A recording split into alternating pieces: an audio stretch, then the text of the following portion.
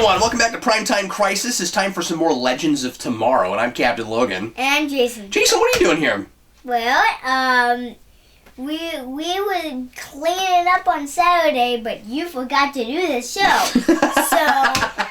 That's and you tuned me to be in the show a little bit and talk a little bit. 6-year-olds have a tendency to be brutally honest about things. Yes, I kind of spaced this show, and I got really busy with things yesterday, and earlier today I was like, oh yeah, I gotta do Legends of Tomorrow. Jason watched Legends of Tomorrow with me, so I invited him to hang out here while I talk about it, and he'll maybe chime in here and there a little bit as well. While we were watching it, Jason went, Dad, I don't like this episode. Yeah, if kids watch this episode, it's gonna be violent for them. Is it a little too violent? Yeah. Yeah, was it a little too dark? Mm-hmm. Was that the only thing you didn't like about it? Like, was it kind of, did you like the action and stuff, or did you just not even care for anything? I liked kind of the action. Mm-hmm.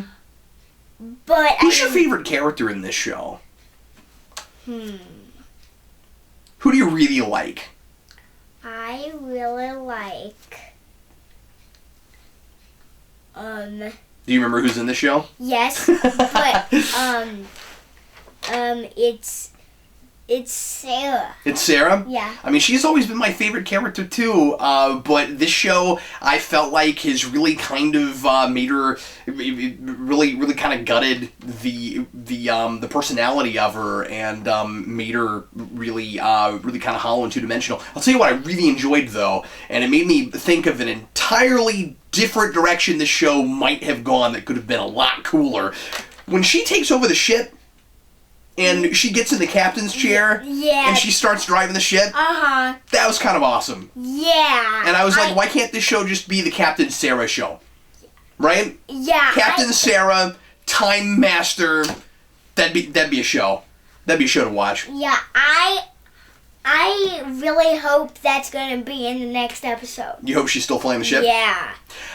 Okay, so this episode is called River of Time, and the first thing I'm gonna do is I'm gonna ask you guys a question. I don't know if I'm just lacking in investment in this show and if there's something I missed, but 5 minutes in I was already lost on something, and the episode never seemed to explain this to me, and I'm assuming it has something to do with the River of Time, with their being stuck outside the time stream, and the kind of Technobabble like non-explanation for why Stein is able to send is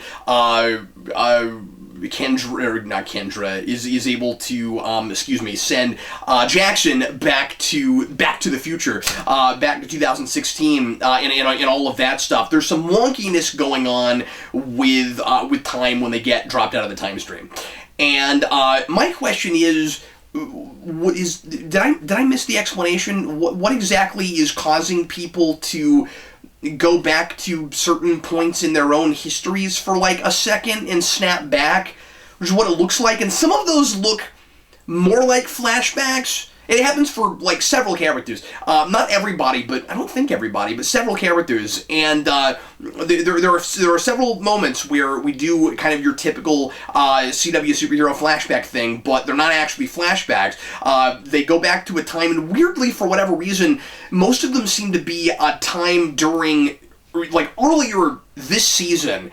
I don't think of these shows. I don't think ever the season previous. But like, for instance, Sarah goes back and sees Nyssa. I think when Malcolm has her jailed, and then Palmer goes back and sees Felicity when she's still in the wheelchair. Did you have any idea what was going on there? Yeah, I wasn't sure just what the explanation was. Those scenes seem to be completely pointless to me. They go back and they kind of tell their loved ones what's going on with them, almost as if the show suddenly went, oh yeah, you know what? Maybe that's a thing that we should do. Maybe we should like cross these shows more and have our characters in other shows kind of wondering what's going on with the people that have that they care about, that have left their time and gone elsewhere in the time stream because they never talk about it. I guess as it often has been, it's kind of fun to see a couple of guest stars from other shows in this, but not a lot is done with that, and those scenes are really throwaway to me. And the one with you have the one with Jackson toward the beginning, and with his mother, and none of those things really, I think, revealed very much about our characters. They didn't seem to inform decisions they made, really. I wasn't sure what the point of that was. So that's my big question. I'm terrified that somebody's going to leave a comment and say, Captain Logan, you idiot, here's where it was. They made it really clear at the beginning, but I totally missed it if that's the case, and I would be really surprised if I was the only one. But anyway, so I am acutely aware that this might be me. I'm not sure if it is, though, so somebody leave me a comment. Yes? Well, I think they're showing things from the past. Yeah, they are, but it's not just straight up flashbacks. They play it like their consciousnesses almost go back in time. Well, actually, but in the case of Palmer, see, that's the other thing too, is that sometimes it feels like it's almost like their consciousnesses go back, and sometimes it's their actual bodies, because like Palmer is back there with Felicity, and he's nowhere in that timeline at that point. So yeah, but Jason, they're not just straight up flashbacks. Oh. There's a time travel something going on there, and if it does have something to do with their being taken out of the time stream, it's always really, of course, everything about the show is convenient practically. It's always really convenient that it just happens. It just, whenever they want the next one to happen. Okay, so let me just go through some notes. We've got, just as I suspected, Savage trying to, in a very thinly veiled way, manipulate people, and because everybody on the show are idiots, he does a fairly good job and manages it, particularly toward the very end. With Palmer, I have loved Palmer lately, and once again, naturally, he's got to get thrown under the bus. Also, Savage pushes him and gets under his skin, and about the whole, and part of the reason that this doesn't work, of course, is just the relationship drama is already so typical and obvious and forced that once we finally get there, it feels like it's just an excuse to get to the next plot point. And so much of the drama in this feels token and like it's just there to get us to that next place, and that's how it's used here. It goes exactly where we expected it to. That whole thing is nauseating to me. You get toward the end, and that Kendra has made it clear that she's going to choose Carter over him, and she doesn't want to believe that that's what she'll do, but she knows in her heart that that's what she's going to do, probably, and so Palmer can't get her to commit and to say out loud that she won't go with him, and so it's a really forced dramatic scene, and I just don't care, and I haven't cared this whole time because we knew that that's where all of that was going to go, and then we use that so that Savage can manipulate him, and then ultimately none of that really matters that much, because then we discover the big plot twist that Savage has been in league with the Time Masters all along, and that he's and that they wanted him for whatever reason to do everything he's doing and to take over the world, and that was always their plan. And so at least there's an explanation for how he's able to time travel. I'll give him that. I really thought, because I don't trust anything in the show, so whenever they give us like half an explanation for something, or maybe like 10% of an explanation for something, I never expect that we'll get any more than that. So I was actually really surprised when that seemed at least sort of plausible. I mean, I have no idea. Pardon me. I have no idea why the Time Masters are actually wanting Savage to be the dictator of the world. I guess we'll see what that whole thing is about. But at least it wasn't just what I thought it was going to be toward the beginning, when Savage is like, you gave me the idea to time travel. So they play this like this loop thing, which doesn't work with this kind of time travel, I don't think, where Hunter, and I mean, I can't even keep up with the rules of this time travel anymore. I'm having a hard time even I don't even want to. But Hunter apparently, when he went back in time in 1975, gave Savage the idea to time travel in the first place. And if that, presumably the idea is, I guess the idea is supposed to be, if that had never happened, then Savage wouldn't have been able to take over the world in the future and wouldn't have killed his wife and kids. Okay, so as of last episode, Hunter believes in destiny now, so he must think that time always wanted that to happen. Because even though he acts like he doesn't now, and that he's hoping that the destiny that, or actually he doesn't believe in destiny, he says. Now, this character's all over the map, per usual with the CW shows. We'll get to more all over the map Hunter here in a little bit, but he's all over the map. He's like, last episode, he's like, I don't believe, or I believe in fate, and I didn't understand how that character would get to that conclusion when he's trying to change the future, and then at the end he's like, maybe Palmer's right, I don't believe in fate, and now he's discovering that he caused a thing to happen in the first place, so I don't know, maybe he'll snap back and start to believe in fate again, I don't know, but anyway, did you want to add something? Yeah, I haven't asked this question yet. Yeah. But why is Captain Cold with the good guys? He's a bad guy. Well, that's true. Well, he and Rory decided to go on the ship in the first place because they thought there might be something in it for them.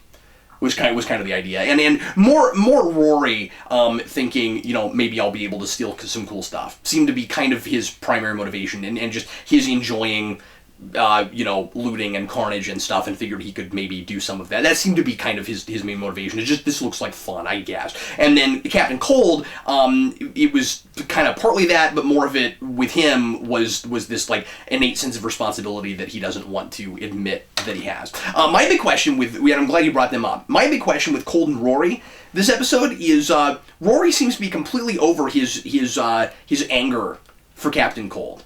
What's up with that? I mean, like, they seem to be getting along way too well now. They're kind of just right back to where they were before he stranded him and very nearly killed him. And I don't know what that's about. Who's Rory? That's Heatwave. Oh.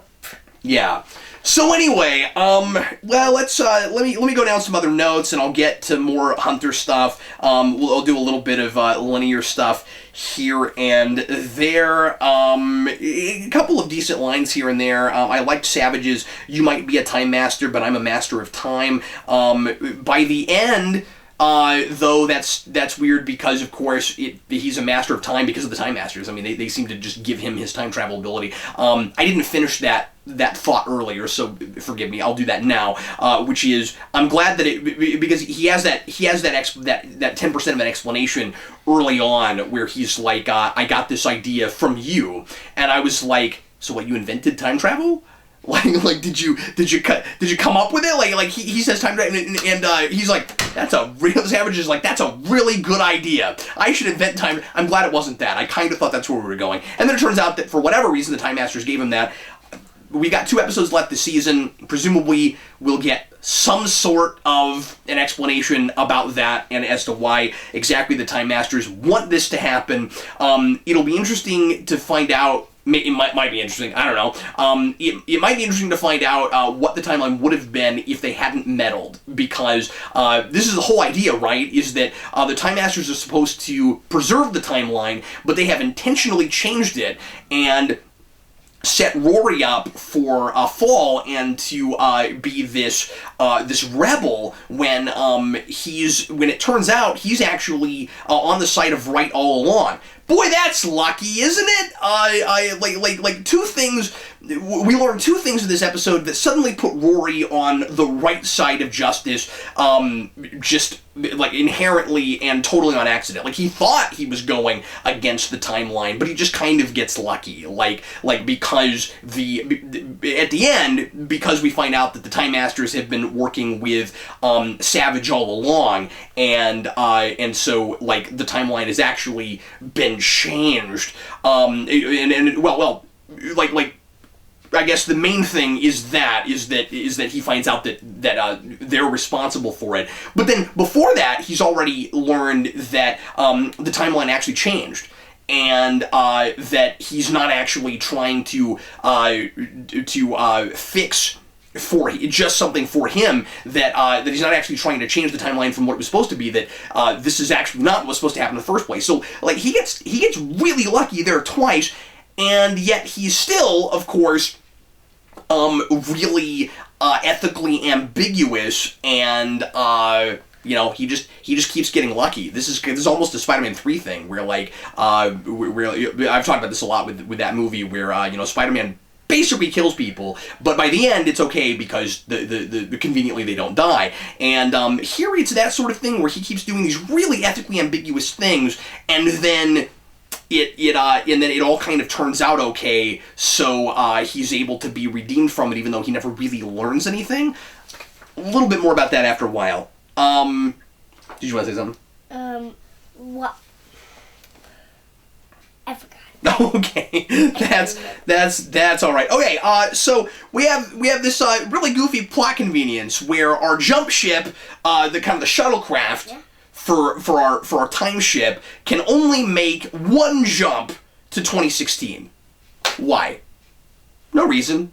Just to limit us, so that we can't do whatever we want to, just so that it feels like we're trapped, and so that we can have this plot point where we send Jackson back to 2016.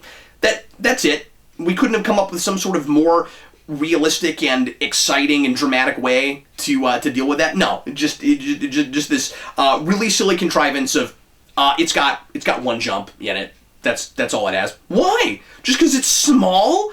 So if you have a really tiny craft, it can only make one time jump, but a very large craft, you can do infinite. Okay.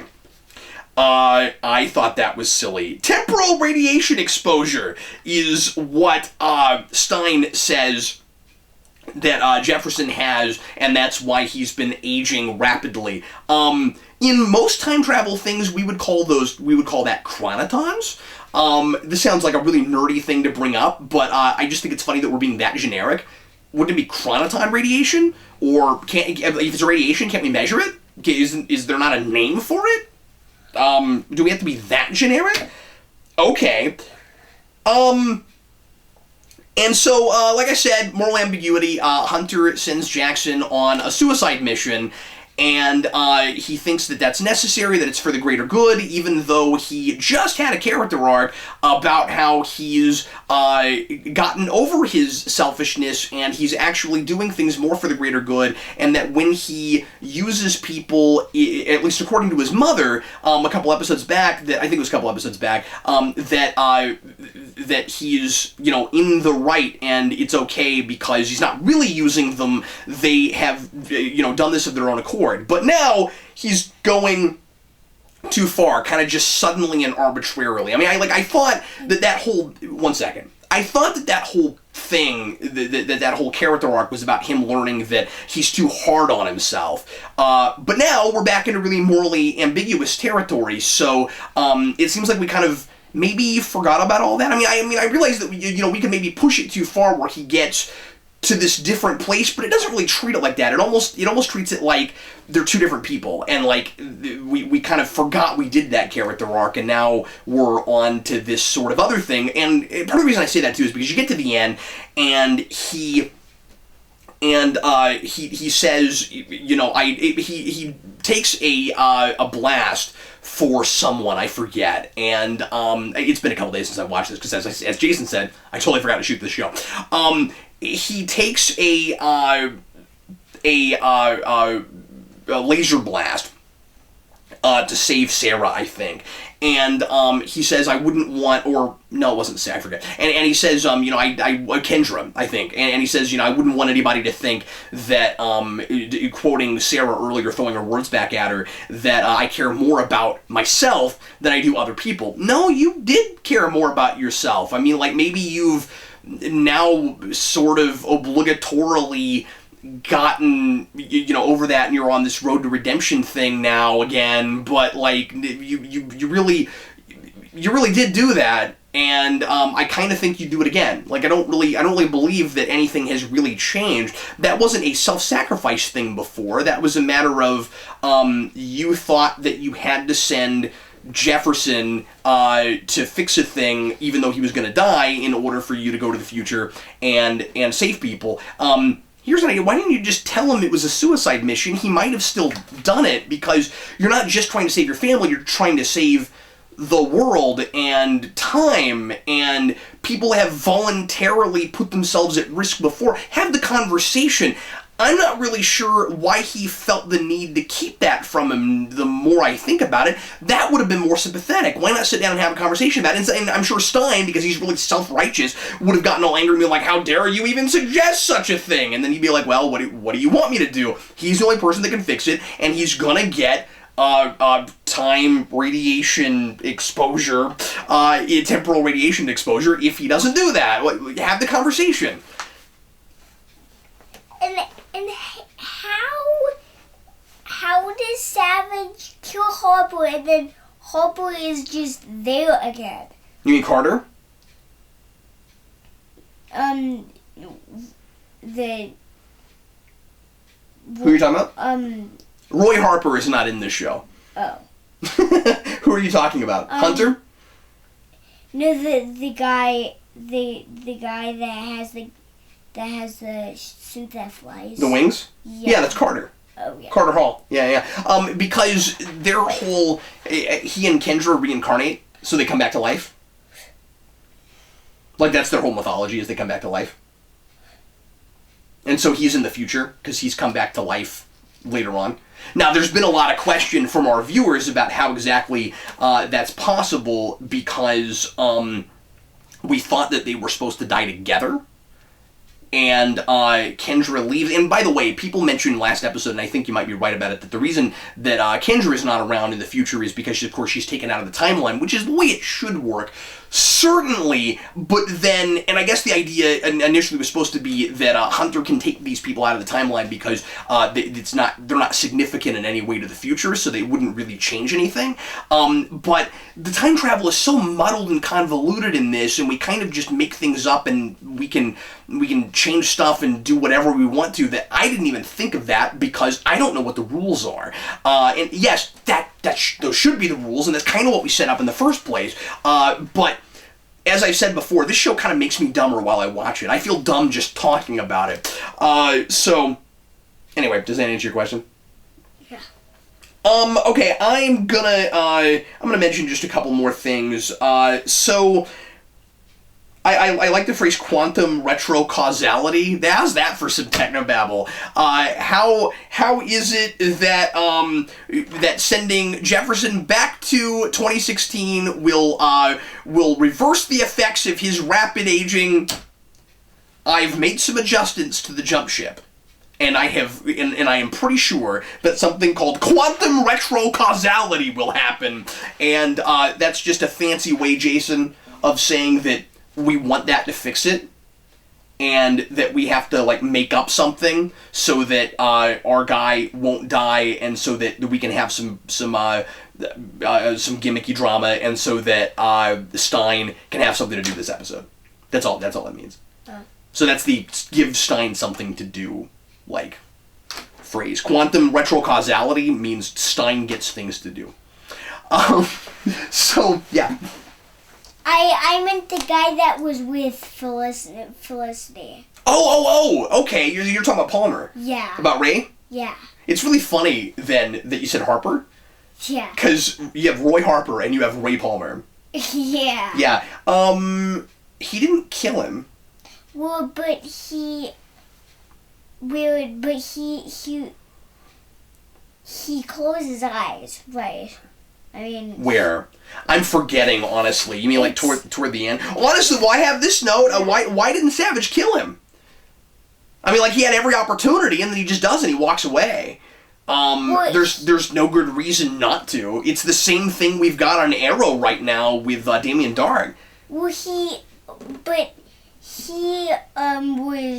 was getting Savage a lot, but then Savage got him. He kind of just knocks him out and leaves him there. Well, yeah, that's what I'm saying. And, yeah. And then he just walks away. Then he just walks away. And why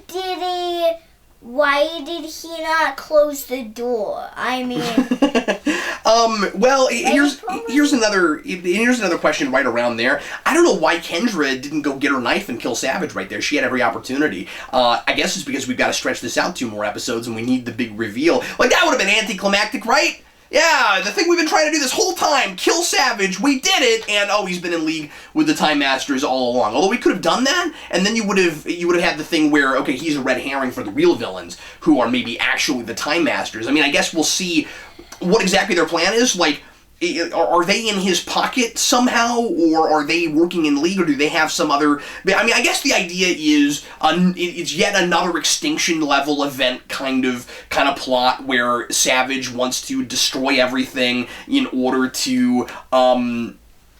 It's so weird that we have this and Genesis and Arrow happening at the same time. Genesis! Yeah, they just... Like it seems like every show avoids calling a thing Genesis, so that it doesn't seem like they're ripping off Wrath of Khan, even though it's the same sort of thing. And then they just straight up call it that. I realize it's not what Genesis actually does, but it's another, destroy everything to start over kind of device. And they're not quoting the music band. right. Phil Collins. It's not Phil Collins. Yeah, he's not going to start Genesis back up. So anyway, I don't know why she didn't get. Excuse me. What I was going to say is, so I guess that they want that to happen, and they think that's necessary, and maybe it's supposed to be an abuse of power thing where they, and I mean, this could be really interesting. We could definitely play with this. The idea that time travel is just too dangerous, and it's too much power for any one person or one group to have control of, and so it's corrupted them and ruined them, and Hunter ends up being the moral better over them because he's trying to... I mean, even though his motivation is selfish in the first place, he wants to save people at the expense of the, potentially of the timeline getting messed up. But then I don't know if that really works either, because he has kind of an ends justifies the means thing, a lot of the time, until we just randomly write him differently. Okay, just a couple other things very briefly. General Order 52. Yeah. The other big thing I wanted to mention is Stein sends... So, Stein is insufferable. I loved him in Flash. I can't stand him in this. Did we really have to do the roofie thing again? I couldn't even believe we went there. That was the biggest misstep of the pilot. I don't know anybody that thought that was a good idea and that didn't think that completely threw Stein under the bus and made him completely unlikable and unsympathetic. He's had this whole complex about it ever since then, it seems like, where or at least this is my interpretation. I don't even think this is necessarily on purpose, but it sure reads that way to me, where he's supposed to be the voice of reason, and he's the opposite of what Hunter is a lot of the time, where he's got his principles and he stands by them no matter what. But as I said before, that works a whole lot better with Palmer, and he's more reasonable about it. Stein, in the moment, he's completely impulsive, and if he thinks that it's the right thing to do, he will do a thing and give no one else a choice in the matter, even if it affects a whole lot of other people. Never has a conversation, just does a thing. I am always right, and with no discussion of the morality of a thing, completely black and white, and like I said, insufferable. He's absolutely obnoxious. He's so self-righteous, and it seems to come from this really insecure place because of what he did. Like, it's this overcompensation because of what he did to Jackson at the beginning, and now he does it to him again and says, he roofies him again, and he says that and they play it like it's supposed to be charming, and it's awful, and he's like, this time I'm doing it for the right reasons, and he sends him off without any regard for his own wishes. And yes, it's a self-sacrifice thing because he's gonna die without Jefferson, and he's trying to save Jefferson at the expense of himself. But the problem is he's also affecting other people and not talking to them, and if Jefferson wants to allow himself to die in order to save Stein, there should be a conversation there. Now, I get, Stein's an older person, and he's lived his life, and Jefferson is young and hasn't fully lived a life yet.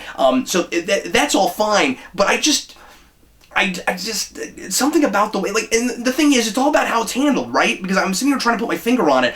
I've seen this done in other things where it seems really endearing, where it's like, I'm not giving you a choice, but you'll, maybe you would thank me later, or this is ultimately the right thing to do, and for some reason that doesn't play here. And I think maybe it's just because it's exactly the same thing that he did to him in the first place that was really from this really selfish place, and maybe they're trying to play that as the consequences of it. I don't know, it just really rubbed me the wrong way. I can't even totally put my finger on it. But part of it is, like I said, that it's also affecting other people. He knows, I think, no, he definitely does, that Captain Cold and Heatwave also want to go back to the future. Now, he needs... I'm trying to remember who, if it's Heatwave or Captain. He needs one of them to stay there and help with the ship. But I don't know why he doesn't have a conversation with them and allow the one that he doesn't need to go back to the future. He keeps making choices for everybody. Okay, the more I'm talking about this, the more I can kind of see where he's coming from. It maybe is... it maybe makes more sense and is less morally reprehensible, or not even reprehensible, less morally ambiguous than things he's done before, lately, and maybe comes from it's still from that really insecure place. But while I was watching it, it really rubbed me the wrong way. Those are kind of my big points. Was there anything else you wanted to mention? Well... Not really? I don't know why Carter was evil. Because he got mind controlled. Oh. Now, there's, as some people mentioned last week in the comments, there's really not any reason to believe that that Savage would have actually told Kendra how to get his reset his programming and make him so he's not brainwashed anymore. I mean, she's really naive by thinking that, but everybody's really naive in this and not really using their heads. I know I complained a lot, as I have been with this show. I liked last week's a lot better. I really like the guy who plays Savage. I know a lot of people don't care for him. I think he's really good. I like his whole really exotic Egyptian demeanor, and his accent's really cool. And I think he's pretty foreboding. And he owns a room. I think he's really good. I feel like they're writing him so that he gets to say Shiara 45 times an episode. Every time he's there, at some point, like every scene he's there practically. At some point he'll say Shiara. He just keeps saying that. But I don't know. I actually really like him. The whole super duplicitous thing and all of that was really easy to read through, and he's got he's got another thing in common with Damien Dark, which is he's supposed to be half sympathetic because he wants to destroy the world and remake it and make a better one, but he is just straight up evil. So that's an excuse before it's a reason. It's no, he's just a really evil, bad person. I do there's one thing I really liked with him, and I wish we would explore it and stretch this and do something with it. There's one moment, we always do these things really, really briefly, where there's a spark of something and then we don't do anything with it, where he's talking to, I can't remember if it's Hunter about his family or who it is, but he's talking about, it is, because he says, I've had many families over the millennia, and he's kind of just gotten used to seeing them die. And I really like that. That makes me buy more that he would be the way he is, where he's really out of touch, he doesn't care anything about people, he keeps living, he can't die, there's only one way to kill him, and you gotta have that knife, and he's just gonna live forever. And all these people keep dying, and it would be really easy to lose your humanity that way. Wish we played with that a little bit. It could and I wish we'd see a spark, of his maybe at some point, in the moment, not through a flashback, but just in a moment, like somebody forcing him to kind of revert back for a second, return back in his mind to when he really cared about people, and he's like, oh yeah, I used to care about people, and then he remembers, maybe his first family or something. But I don't really expect this to ever do that. Anyway, I'm enjoying him. I'm glad he's been on screen a lot these last couple episodes. But that's all I have to say about it. Like I said, I don't mean for this to every time just be a complaint fest, but it's just not a good show, and I keep feeling like it has a little bit of potential. It's not like Arrow and Flash where it started off well. This has never been a really good show, and we're mostly, I hate to say this, we're mostly just covering this because we cover the other shows, and it's kind of a completionist thing. But then there are characters in this that I really like a lot that, or I used to like a whole lot, and then of course Palmer I like more than I did, except for what he does at the end of his episode. But like I don't know. I mean, I want to love it. There's a lot of cool things about it. Production values are pretty good for this network. And I mean, it's not smart, and I'm having a really hard time, especially this episode with internal logic stuff. I just can't suspend my disbelief. I'm sorry, Jason. What else were you gonna say? It's really funny? What's that? Harper. You keep saying Harper. Carter? No, Palmer. No, Carter. Carter. Now it's Carter. Yeah. Okay. Carter. Before, the person you were calling that was Palmer. Now you're talking about Carter. Yeah. Okay. And what is it with you and the word Harper? There's no one in the show called Harper. I just thought of this. Yeah. Carter. Mm-hmm. Is like the Red Ranger in Zeo. Why? Well, because he gets brainwashed. Oh, yeah, you mean like when Tommy gets brainwashed? Yeah, Yeah, that's true. Yep. That totally happens. In one of the episodes. Mm-hmm. And just like there, his friends come up to him and stupidly say, snap out of it, although it works there. Snap out of it. Yeah, that's not how that works. Like, I hate it when characters do that, where like you're completely brainwashed, and you're like, his humanity's gotta be in there somewhere. And like usually that's not gonna work, and it's often handled really sappily, like the way it was here. They should look at how that was handled in Winter Soldier. That was a little better. Anyway, well, everybody, thanks as always for watching. Didn't mean to belabor this forever. It had a lot of notes, and it's been a couple days since I've seen this one. So anyway, thanks a lot for watching. Jason, thanks for hanging out with me, buddy. Yep. I'll see you later, folks. I'm Captain Logan. And I'm Jason.